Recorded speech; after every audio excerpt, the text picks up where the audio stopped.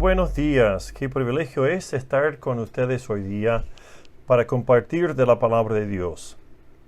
En nuestra cultura, a través de la historia, se han levantado muchos símbolos al triunfo. Se han levantado estatuas, monumentos y de muchas diferentes formas recuerdos que simbolizan hechos importantes en la historia de una nación. Por ejemplo, podemos mirar a la Estatua de la Libertad, ahí en la bahía de Nueva York. O también podríamos considerar el Arc de Triomphe en París, Francia.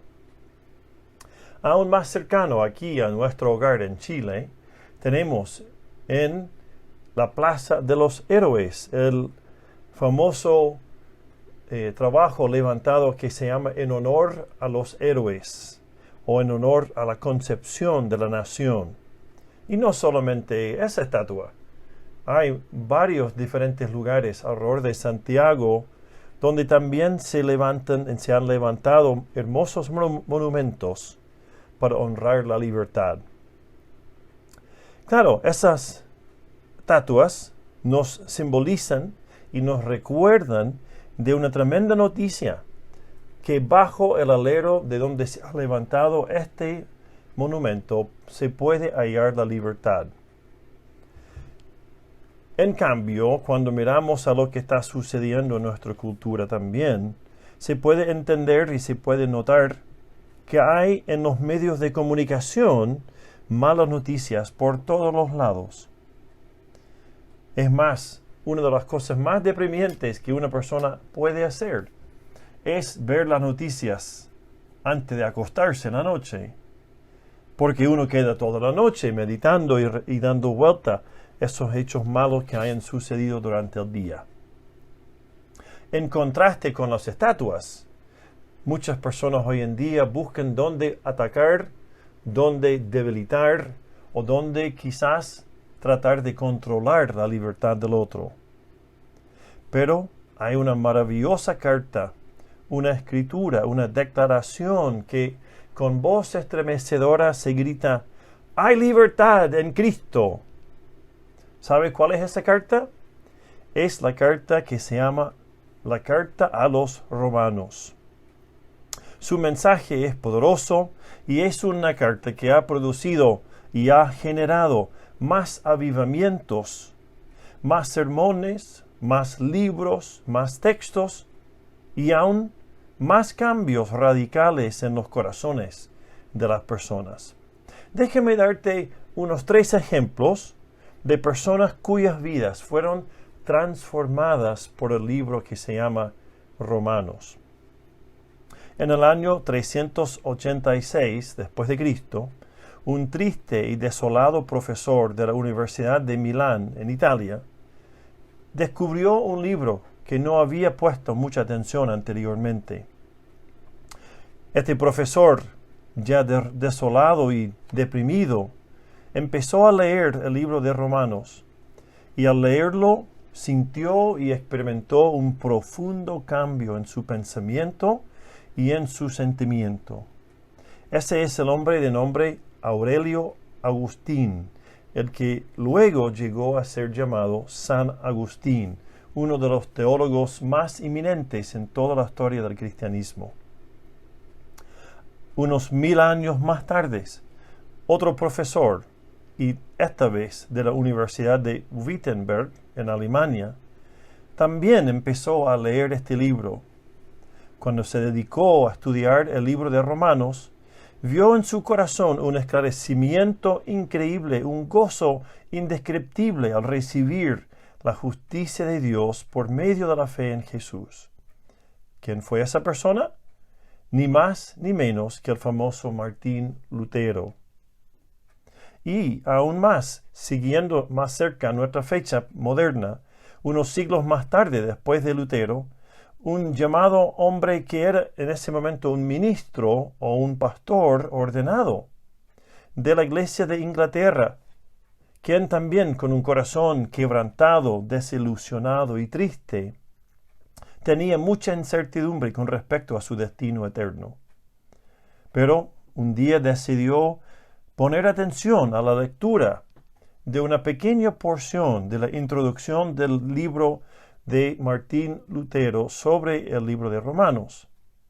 Cuando empezó a considerar las palabras de esta introducción, el corazón de Juan Wesley también fue avivado con el fuego de su mensaje. Estos 3 ejemplos y muchos otros más se podrán seguir contando. Quien entiende y quien realmente ha interiorizado el mensaje del libro de Romanos nunca vuelve a ser lo mismo. Entonces hoy día vamos a comenzar a estudiar este libro.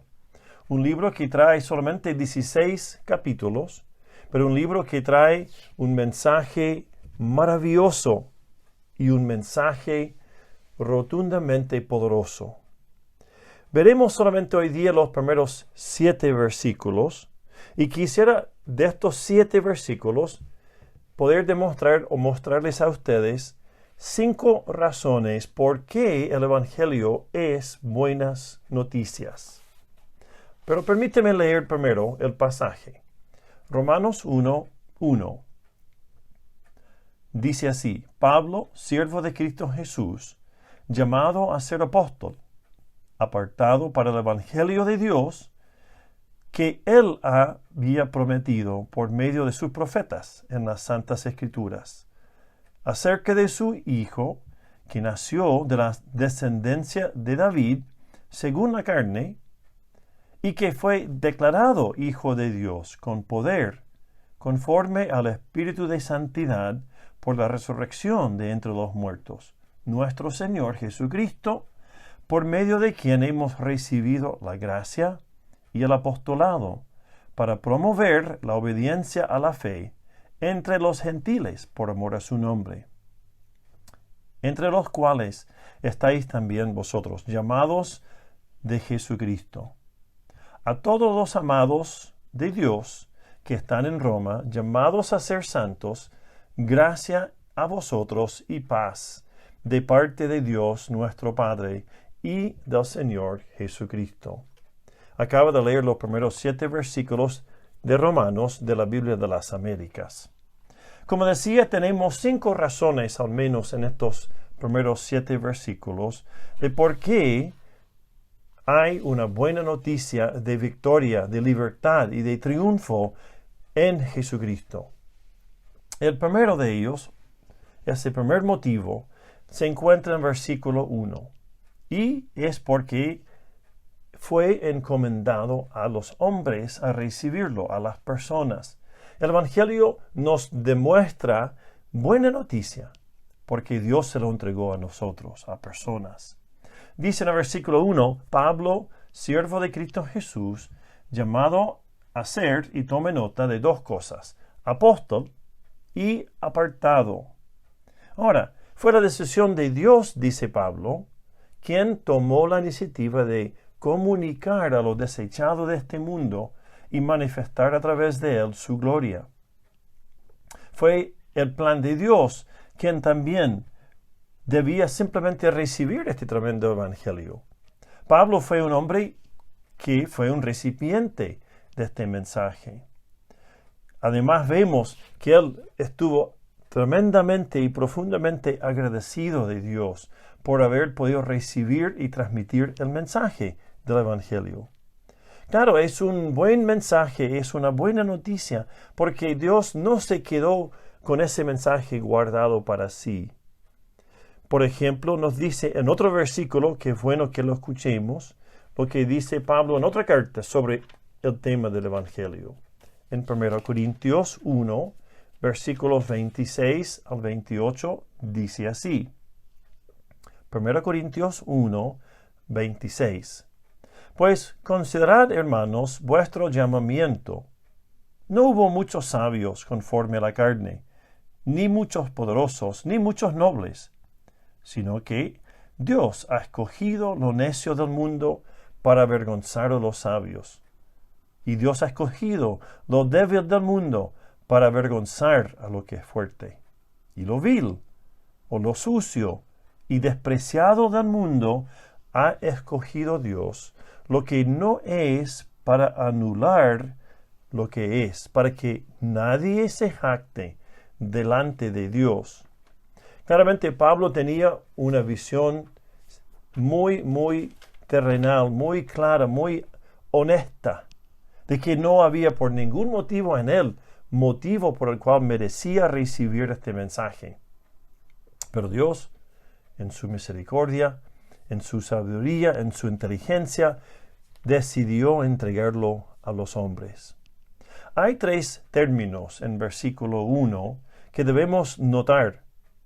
3 términos que nos ayudan a entender exactamente qué está haciendo Dios con este tremendo mensaje. Versículo 1 dice, Pablo, siervo de Cristo Jesús, 1, llamado a ser, 2, apóstol, 3, apartado para el Evangelio. Estas 3 palabras, llamado, apóstol y apartado, son 3 términos bastante ilustrativos y esclarecedores para reconocer lo que Dios está haciendo al comunicar el Evangelio al hombre. El primero dice siervo. Siervo. No es ningún término de grandeza, ¿verdad? Ser siervo es ser considerado de los más bajos. Tiene en mente la palabra siervo el concepto de humildad.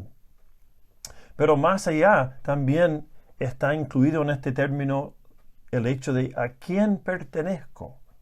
Pablo dijo que él era llamado un siervo de Jesucristo, llamado a ser siervo.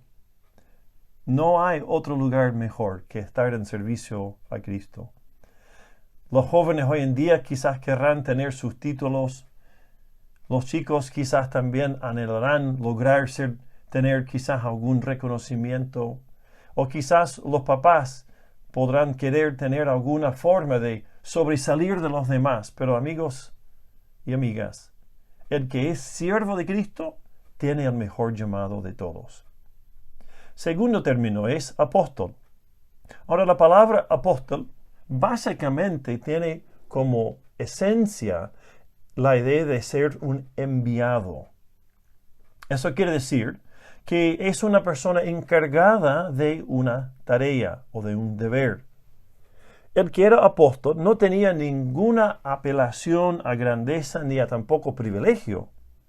Es más, la palabra apóstol se usaba para hablar de quienes fueron los enviados o los mandados, quien había sido encargado una tarea o una diligencia por una autoridad o por un amo.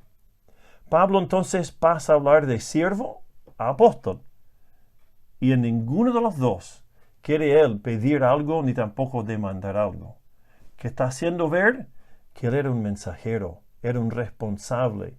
Él tenía que, como dice un poco más adelante en capítulo 1, ser sí o sí responsable de comunicar el mensaje del Evangelio.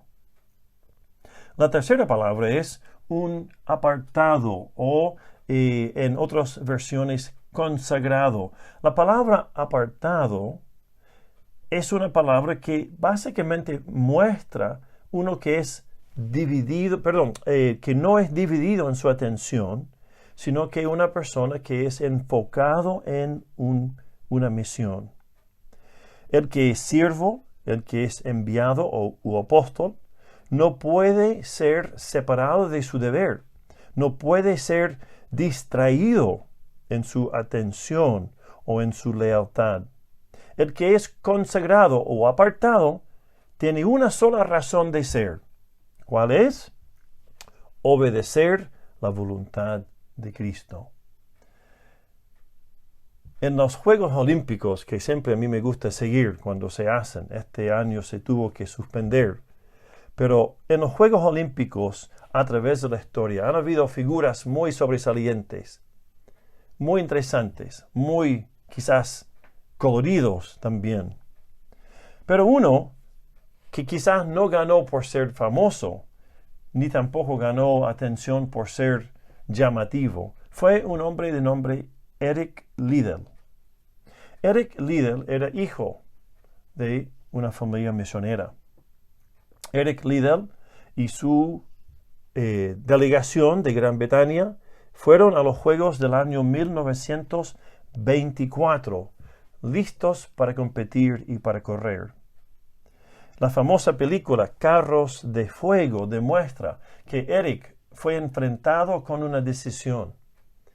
Tuvo que decidir o correr y representar a su país el día domingo, que era el evento en el cual competía, o más bien correr en otro evento, en otro día, y quizás correr el peligro de no ganar. Eric Liddell aceptó el desafío mayor, a correr otro día y a no correr el día domingo. ¿Por qué? Porque él no quiso tener lealtades divididas. Es un ejemplo de un hombre que reconoció su llamado, su deber, su compromiso para vivir siguiendo a Cristo. Y aún así pudo ganar 2 medallas en esos Juegos Olímpicos del año 1924. Una persona consagrada, apartada, no mezcla lealtades. Entonces, primera razón que vemos que el Evangelio es buena noticia es porque fue encomendado a los hombres. Las personas tenemos el privilegio de recibirla.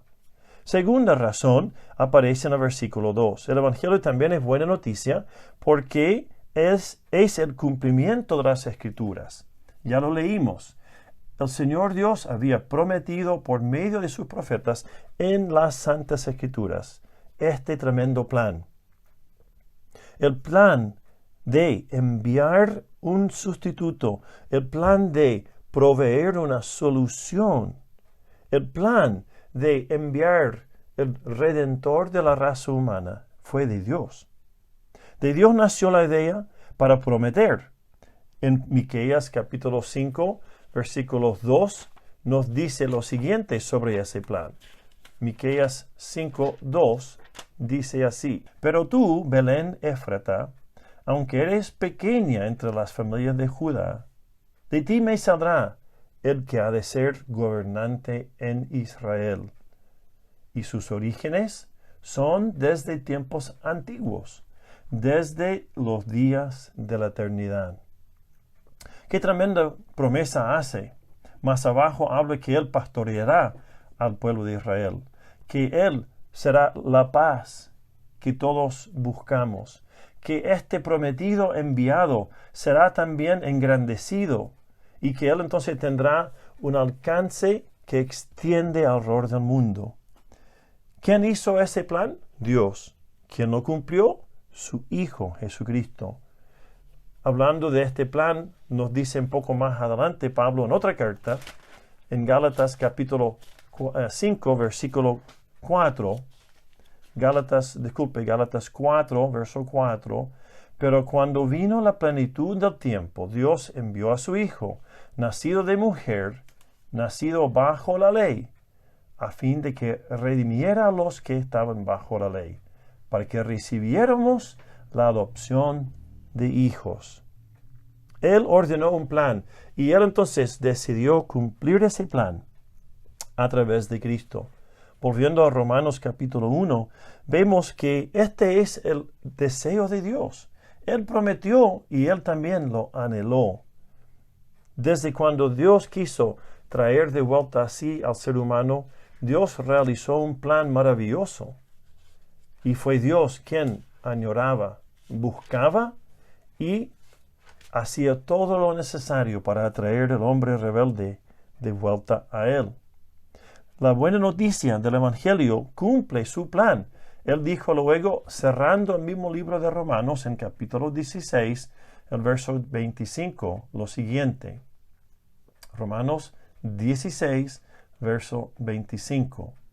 Y aquel que es poderoso para afirmaros conforme a mi Evangelio y la predicación de Jesucristo según la revelación del misterio, que ha sido mantenido en secreto durante los siglos sin fin, pero que ahora ha sido manifestado y por las escrituras de los profetas, conforme al mandamiento del Dios eterno, se ha dado a conocer a todas las naciones para guiarlas a la obediencia de la fe. Está claro que el plan se iba cumpliendo. Está claro que Dios se encargó de cumplir su palabra. Y ese ejemplo lo vemos recordado a través de diferentes textos. Déjenme leerles otro. Por ejemplo, 1 Corintios 2, versículo 7. 1 Corintios 2, versos 7 al 10. Dice, hablamos sabiduría de Dios en misterio, la sabiduría oculta que, desde antes de los siglos, Dios predestinó para nuestra gloria. La sabiduría que ninguno de los gobernantes de este siglo ha entendido, porque si lo hubieran entendido, no habrían crucificado al Señor de gloria, sino como está escrito, cosas que ojo no vio, ni oído oyó, ni han entrado al corazón del hombre, son las cosas que Dios ha preparado para los que le aman. Y en particular, versículo 10 nos dice, pero Dios nos las reveló por medio del Espíritu, porque el Espíritu todo lo escudriña, aún las profundidades de Dios. ¿Se da cuenta? Este tremendo evangelio, este maravilloso mensaje, esta tremenda verdad cumplida en las Escrituras, a través de las promesas que Dios dio, es central a lo que significa el evangelio. El evangelio que libera al hombre esclavizado por el pecado. Hay otros textos más, no solamente Pablo lo menciona, también Pedro, en 1 de Pedro 1, 10 al 12, nos recuerda que los mismos ángeles anhelaban investigar esta promesa.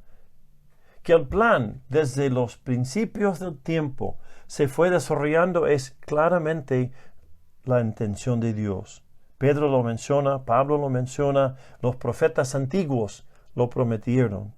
Todo aquello señalando que es otro motivo por lo cual son buenas nuevas. Pero volvemos a Romanos 1 y allá podemos ver una tercera razón. La primera razón es porque Dios la entregó a los hombres. La segunda razón es porque es en cumplimiento de las Escrituras. La tercera razón aparece en versículos 3 y 4. Mírenlo. Romanos 1, 3 y 4. Acerca de su Hijo, que nació de la descendencia de David según la carne, y que fue declarado Hijo de Dios con poder, conforme al Espíritu de santidad, por la resurrección de entre los muertos, nuestro Señor Jesucristo. ¿Cuál es la tercera razón por qué es buena noticia? Porque es un mensaje que se encierra en una persona. Es un mensaje que se manifiesta en una persona. Es un mensaje que Dios, a través de la manera más gráfica posible y más entendible posible, pudo manifestar el mensaje del Evangelio. Está revelado en su Hijo, Jesucristo. Ahora, el pasaje nos dice muchas cosas que en algún momento también volveremos a considerar más a fondo respecto a la persona de Cristo. Pero aquí vemos dos términos o dos nombres importantes. Solamente voy a mencionar los dos.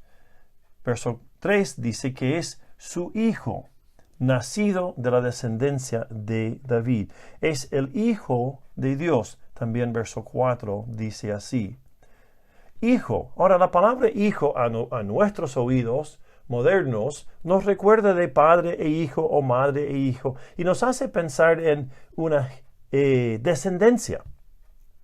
Eso no es el concepto que Pablo tiene en mente para este término. No está hablando de que Cristo fuese una creación de Dios. No, ese es el error garrafal de los testigos de Jehová, de otros grupos sectarios que confunden lo que enseñan en la palabra de Dios. El término hijo está hablando de igualdad en esencia. Así como Él es Padre, Dios, tiene un hijo que posee la misma esencia. Habla de la naturaleza de Cristo y en este caso, hablando de la naturaleza de la deidad, encarnada en Cristo como Hijo. Estamos viendo acá que Cristo fue, por ejemplo, dice en verso 3, de la descendencia de David, según la carne. Entonces está subrayando no solamente la esencia divina, pero también su esencia humana. Por esa razón, al terminar el versículo 4, Pablo usa el término tríptico o el término tripartita, Señor Jesucristo. Los tres términos, Señor, Kurios, que habla de la autoridad, del poder, de la eternidad, y Jesucristo, que habla de su esencia humana unida a la ausencia divina.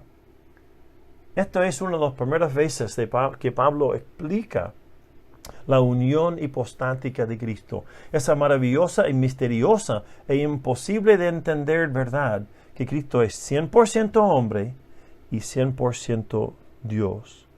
Sus nombres revelan su carácter. Ahora, Pablo también hace mención de la descendencia de David, y si quieres estudiar más ese aspecto, basta con leer Mateo 1 y Lucas capítulo 2 también. Ahí se leen en estos dos textos la descendencia o la genealogía de Jesucristo. Pero aquí lo que nos interesa en este momento es entender por qué esto es importante con respecto del Evangelio en particular. Y acá entonces nos continúa diciendo Pablo en verso 4. Él fue declarado Hijo de Dios con, número 1, poder, 2, con el Espíritu Santo, 3, con la resurrección o por medio de la resurrección de entre los muertos. En segundo lugar, el Hijo de Dios habló Pablo de su divinidad y su humanidad, pero el término declarado Hijo de Dios apunta como el ungido, quien es el Mesías y el Salvador. Y lo confirmó Dios a través de dos cosas, el poder de Dios y la resurrección de Cristo. Estos dos hechos con respecto a Jesús enfatizan la obra que Dios realizó a través de él. La obra incomparable, la obra casi incontenible de manifestar su poder. La palabra declarado es interesante. El término declarado básicamente significa en el original marcar el límite entre dos puntos o dos aspectos. La palabra declarado también se puede traducir decretar, declarado o decretado. Y la palabra entonces está señalando al decretar Dios a Cristo como Hijo de Dios, está señalizando el horizonte divisorio entre Dios y el hombre, entre lo terrenal y lo celestial. Esto es en la mente de Pablo una línea donde se junta justamente Dios descendiendo de lo alto y Cristo tomando forma de siervo, tomando forma de ser humano, de una persona. Y entre los dos, Cristo une a los dos mundos, tanto terrenal como celestial. La palabra decretar marca el límite y ese límite se llama Jesucristo. Y esa es la tercera razón por qué es buenas nuevas el Evangelio. Hay una cuarta. ¿Dónde se encuentra? Bueno, sigamos leyendo, versículo 5. Acá veremos la cuarta razón por qué las buenas nuevas son tan importantes para nosotros. Dice así, por medio de quien hemos recibido la gracia y el apostolado para promover la obediencia a la fe entre todos los gentiles por amor a su nombre. Aquí Pablo está enfocando en la tarea misionera. Está enfocando en la tarea que es responsabilidad de todos aquellos que han conocido a Cristo, que es predicar en su nombre. Es la predicación de esta tremenda verdad, del Evangelio, de las buenas nuevas, la cual posee la gracia para cambiar vidas. Esa gracia, como nos dice acá Pablo, fue la que permitió que él recibiese el mensaje y que recibiese el deber de predicarlo. Para promover, ¿qué cosa? La obediencia a la fe entre todos los gentiles. Interesante esa frase que se ve. ¿Por qué dice Pablo la obediencia y no dice, por ejemplo, la creencia o el creer a través de la fe? ¿O por qué no dice el aceptar la fe? Bueno, tome en cuenta que el mensaje de la salvación es un mensaje que requiere primero dejar atrás lo que uno creía. Es primero el paso de reconocer el error por el cual uno estaba creyendo o viviendo y obedecer a la fe, lo cual quiere decir aplicar la fe, aplicar el mensaje, aplicar la salvación a través de la fe. La gracia da el poder para seguir a Cristo. La gracia da también la capacidad de recibir el mensaje de Cristo. Entonces, la cuarta razón por la cual la buena noticia es tan buena es porque nosotros debemos proclamarla a todas las naciones. Se nota en la voz de Pablo una urgencia, se nota una preocupación, se nota que él debía llegar más allá. Y recuerda que Pablo escribía a los romanos ansiosos de ir a verlos, con ganas de ir a visitarlos, lo cual eventualmente hizo y pudo hacer. Pero Pablo no deja de nunca perder de vista que las buenas nuevas deben ser transmitidas, llevadas y comunicadas de una manera clara, de una manera entendible, de una manera personal a todos los pueblos de este mundo. Amigo, si usted es hijo de Dios, amiga, si usted es creyente en Cristo Jesús, también tiene el deber de llevar ese mensaje a todos los pueblos de este mundo. También tiene la responsabilidad de transmitirlo, porque usted ha recibido la gracia y yo he recibido la gracia, pero esa gracia no la podemos guardar para nosotros mismos. Debemos compartir esa gracia. Esa es la razón que tenemos esta buena noticia. Así que la cuarta razón es proclamar a las naciones. La última, por ahora, es la que aparece en versículo 7.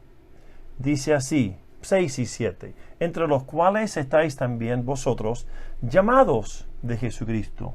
Ahora, hay que poner atención en la gramática y en la puntuación.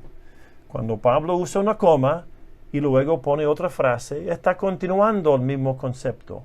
Pero luego vemos, sabiendo que Pablo no puso obviamente la puntuación nuestra en español, pero que los traductores hayan hecho lo mejor para aclarar el sentido de griego, vemos que al final del versículo 6 hay un punto y coma. Entonces, eso quiere decir y señaliza que la misma idea se va ahora a ampliar. Llamados de Jesucristo. Ahora, verso 7. A todos los amados de Dios que están en Roma, llamados a ser santos. Es decir, ¿quiénes somos los recipientes de este mensaje? Santos en Cristo Jesús, llamados a ser siervos de Dios, llamados a ser sus hijos. Los llamados en Jesucristo somos los llamados a comunicar el mensaje del Evangelio. Y esa es una quinta razón por la cual esta es una buena noticia, porque nosotros hemos sido hechos santos en Cristo Jesús. Qué tremenda noticia, ¿no?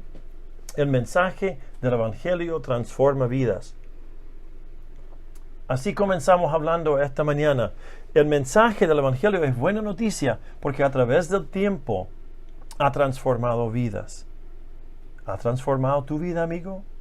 Amiga, si tú eres hijo de Dios, si tú has recibido esta tremenda noticia, entonces Él te proclamó santo. ¿Por qué? Porque a través del amor de Dios, a través de su obra en Cristo, Él te ha transformado. Eso nos incluye a nosotros. Este mensaje no era solamente para los romanos hace 2000 años. Este mensaje es para el creyente hoy en día también. ¿Creerás tú en lo que Dios ha hecho por ti, amigo?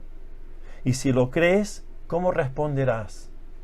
¿Qué harás con este tremendo mensaje? ¿Qué harás para transmitirlo, comunicarlo y predicarlo? ¿Sabes? Es muy sencillo. Si tú has interiorizado este mensaje, tienes que entonces tomar algunos pasos para responder.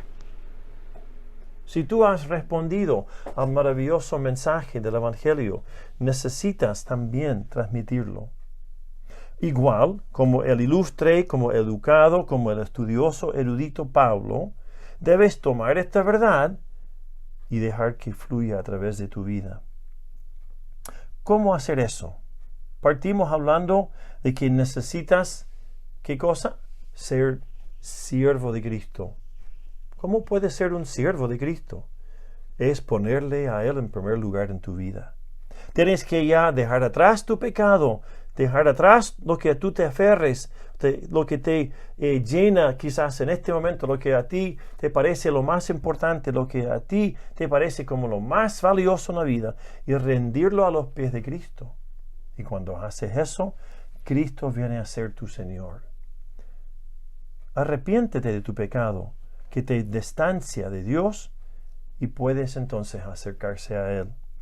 Segundo, lo que tienes que hacer es, al mirar atrás en la historia, te puedes dar cuenta de todo lo que ha hecho Dios para orquestar y preparar tu vida para que tengas este encuentro con Jesús. Él fue el prometido de Dios y por lo cual Dios hizo todo lo posible para que tú puedas conocerle, para que puedas tener un encuentro con Él. A través del plan perfecto de Dios, Él preparó al mundo entero para que lo recibiera, para que Jesús naciera sin pecado, para que Cristo llegara ahí en ese pequeño pueblo, aldea de Belén, y tomara cuerpo humano. Él hizo todo lo necesario para que Cristo viviera y caminara por la vida, por el mundo, para que fuera reconocido como el gran yo soy en cuerpo humano. Y fue también necesario que Dios lo levantara después de haber muerto, haciendo entonces una gloriosa resurrección para que Cristo pudiera volver y mostrarnos el camino a Dios. ¿Te das cuenta de todo lo que Dios ha hecho para que tú y yo podamos conocerle? Esto se trata del hecho más importante de la historia, pero también es el hecho más importante de tu historia. Necesitas tener un encuentro con Cristo Jesús. Y desde hace mucho tiempo te ha estado invitando a conocerle. Y en tercer lugar, ¿qué necesitas hacer? Aceptar esa gracia. Reconocer que su gracia es suficiente. Suficiente para cambiar toda tu situación. Suficiente para cambiarte desde adentro hacia afuera. Suficiente es su gracia para que tu enemistad con Dios causada por tu pecado, por tu indiferencia, por tu rebeldía, puede ser transformada por un corazón nuevo. ¿Te das cuenta que Dios quiere entonces hacer todo esto en ti? No tenemos otra alternativa. Debemos reconocer el mensaje es buenas noticias para nosotros. Y debemos reconocer que hay un solo camino para conocer a Dios. Es a través de Jesucristo, el Dios hombre. Yo te invito, amigo, mientras escuchas ahí hoy día, a que tomes un momento para aclamar a Dios, para dirigirte a Él, para hablar con Él. Dile que tú quieres recibir la salvación que Cristo vino a proclamar. Dile que tú quieres tener en tu propio corazón el poder de su evangelio. Esta carta que vamos a estudiar, que es la carta de los Romanos, es la carta del corazón liberado. Yo te prometo, amigo, amiga, si tú sigues estudiándola con nosotros, conocerás también ese maravilloso mensaje que te hará libre de verdad. Gracias por escuchar nuestro mensaje hoy.